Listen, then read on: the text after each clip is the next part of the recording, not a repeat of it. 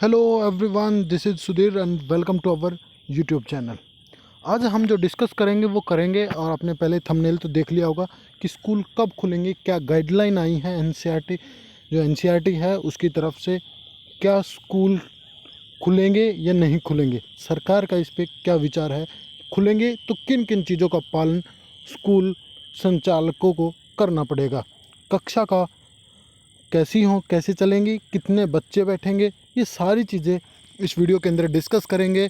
और कल ये जो नोटिस है वो रात को आया था और मैंने अभी अभी इसको पढ़ा है, और मैंने सोचा कि आप लोगों को मैं इसकी जो वीडियो है वो बताऊं। देखिए, ये अब खुलेंगे स्कूल, 6 चरणों में होगी पढ़ाई, लागू होगा ओड इवन नियम, कि ओड और जो इवन सिस्टम है वो लागू किया जाएगा। देखते पढ़ते हैं क्या है। खुशखबरी है, जल्दी ही स्कूल वापस खुलेंगे, इसको लेकर एनसीईआरटी ने गाइडलाइन जारी की है।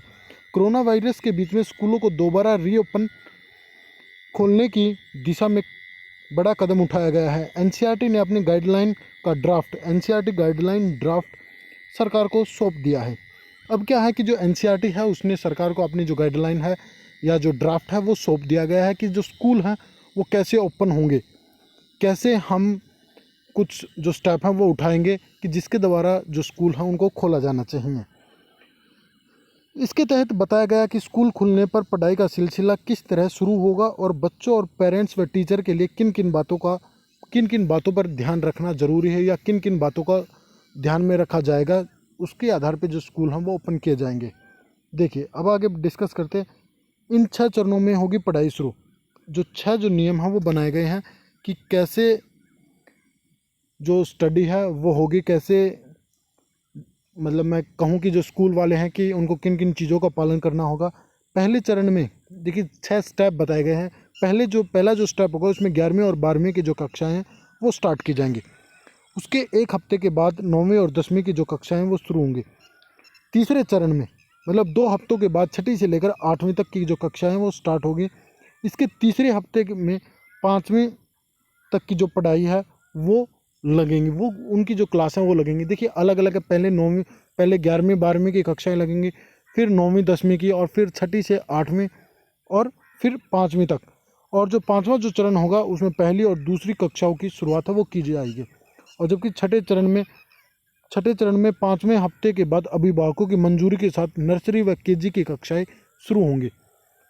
सबसे लास्ट में नर्सरी और जो केजी की जो कक्षाएँ हैं वो स्टार्ट होंगी, और ख़ासकर जो पेरेंट्स हैं उनके साथ डिस्कस है वो किया जाएगा। काफ़ी जो स्कूल हैं वो पेरेंट्स मीटिंग है, पीटीएम है, उसको रखेंगे। और जहाँ पे कोरोना के केस ज़्यादा हैं तो उन स्थानों पे क्या होगा कि जो स्कूल हैं वो लगभग बंद रहेंगे, चाहे वो रेड जोन हो चाहे वो ऑरेंज जोन हो। तो ग्रीन जोन होने तक ही, जब ग्रीन जोन होगा वो रीजन, तभी जो स्कूल हैं वो ओपन होंगे। अपनाए जाएंगे ये नियम, कि ये जो नियम है वो अपनाए जाएंगे, और उसके बाद ही जो स्कूल हैं वो ओपन किए जाएंगे। कक्षा में स्टूडेंट के बीच 6 फुट की दूरी जरूरी होगी। एक कमरे में 30 या 35 बच्चे ही होंगे। ये कहा गया है कि सीबीएसई ने, जो एनसीईआरटी है उसने अपनी गाइडलाइन में कहा है कि जो जो क्लास में जो स्टूडेंट होंगे उनमें हर एक स्टूडेंट के अंदर 6 फीट की जो दूरी है वो रहेगी, और एक कक्षा में केवल 30 से 35 बच्चे ही होंगे। क्लासरूम के दरवाजे और खिड़कियां खुली रहेंगी और एसी नहीं चलाए जाएंगे। ये भी एक स्टेप उठाया गया है कि दरवाजे, पहले जो बड़े स्कूल हैं उनमें क्या है कि जो डोर है उसको क्लोज कर लिया जाता है, बंद कर लिया जाता है, पर ऐसा नहीं होगा, ओपन रहेंगे और एसी है वो नहीं चलेगी। चलिए आगे बात करते हैं। बच्चे ऑड इवन के आधार पर बुलाए जाएंगे, लेकिन होम असाइनमेंट प्रतिदिन देना होगा।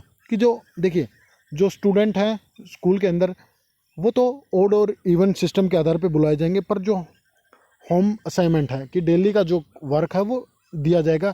जैसे आज जो बच्चे आए हैं उनको कल का जो असाइनमेंट है वो दिया जाएगा, और उससे अगले दिन जो चेक है वो होगा। बच्चे सीट न बदलें, इसके लिए डेस्क पर नाम लिखा होगा और रोज़ वहीं बैठना होगा।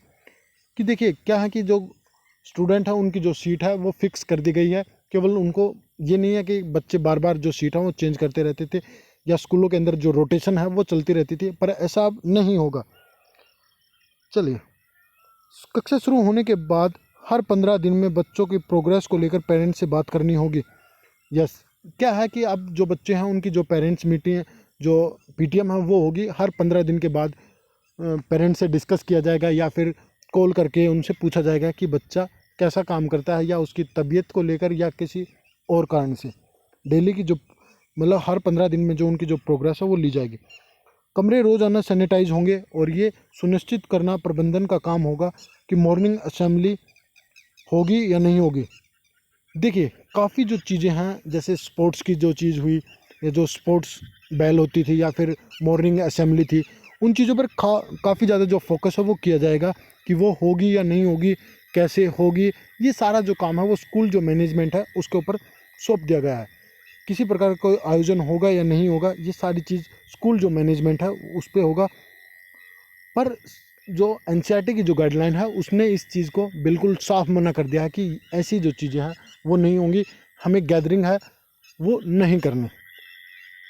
चलिए, स्कूल में प्रवेश करने से पहले छात्रों को स्टाफ की स्क्रीनिंग होगी। स्टाफ की और जो स्टूडेंट होते हैं उनकी स्क्रीनिंग होगी। उनका जो टेम्परेचर है वो चेक किया जाएगा, या फिर मैं बात करूँ कि जो सैनिटाइज़र है से उनके हाथ हैं वो वॉश किए जाएंगे। हर एक तरह की जो सुरक्षा है वो की जाएगी। सेफ्टी के लिए काफ़ी ज़्यादा उचित प्रबंध उठाने होंगे सरकार को और स्कूल मैनेजमेंट को भी। ये नहीं कि एक केवल एनसीईआरटी ही उस चीज़ पर फोकस करे, नहीं, बल्कि पूरे स्कूल को और स्टाफ को इस चीज़ पे काफ़ी बारीकी से ध्यान देना होगा। स्कूल के बाहर खाने पीने के स्टॉल नहीं लगाए जाएंगे, बिल्कुल। बच्चों के लिए कॉपी पेन पेंसिल और खाना शेयर करने की मनाही होगी। बच्चों को अपना पानी साथ लाना होगा। कि देखिए जो भी बच्चे पेंसिल पेन रबड़ कटर बुक अपनी जो शेयर करते थे, पर अब उन पर जो पाबंदी है वो होगी, और जो पानी की जो बोतल है वो बच्चे अपने घर से लाएंगे, न कि स्कूल की जो वाटर टैंक है उसका इस्तेमाल नहीं होगा। और क्या क्या जो स्टेप उठाए हैं, हर बच्चे के लिए मास्क पहनना ज़रूरी होगा, बिल्कुल। स्कूल में सोशल डिस्टेंसिंग का ख्याल न रखने पर बच्चों के पेरेंट्स को सूचित किया जाएगा। यदि कोई बच्चा अनुशासन का पालन नहीं करता तो उसके जो पेरेंट्स हैं उसको इन्फॉर्म किया जाएगा कि आपका बच्चा कि जो स्कूल के जो रूल हैं उनको फॉलो नहीं करता, और उनके घर पे इन्फॉर्म किया जाएगा, आप अपने बच्चे को घर ले जा सकते हैं। ये बातें भी रखनी होंगी ध्यान में। चिकित्सा सुरक्षा और सफाई संबंधी कामों से जुड़े पेरेंट्स को इसकी सूचना पहले ही स्कूल को देनी होगी। देखिए, चिकित्सा सुरक्षा या सफाई संबंधी कामों से जुड़े पेरेंट्स को इसकी सूचना पहले ही स्कूल को देनी होगी। उन्हीं अभिभावकों को शिक्षकों से मिलने की अनुमति होगी जो फ़ोन पर संपर्क करने की स्थिति में नहीं होंगे। देखिए अब क्या है कि पहले क्या होते थे, कभी भी जो पेरेंट्स हैं वो स्कूल आकर अपने बच्चे की जो रिपोर्ट्स हैं वो ले सकते थे, पर अब ऐसा नहीं है। जिन पेरेंट्स को फ़ोन या जो जियो मीट है या फिर गूगल जो मीट है वो इस्तेमाल नहीं करते, वो पेरेंट्स आके स्कूल में टीचर से मिल सकते हैं। पेरेंट्स टीचर मीटिंग नहीं होगी। देखिए अभी यहाँ पे मैंने पहले बताया कि होगी, पर ऐसा नहीं है, नहीं होगी, कि कुछ लिमिटेड दिन में 1 या 2 जो पेरेंट्स हैं वो आकर मिल सकते हैं। ट्रांसपोर्ट को लेकर जल्द ही गाइडलाइन है वो जारी की जाएगी। जो ट्रांसपोर्ट है उसको लेकर जल्दी ही जो गाइडलाइन है वो स्टार्ट की जाएगी।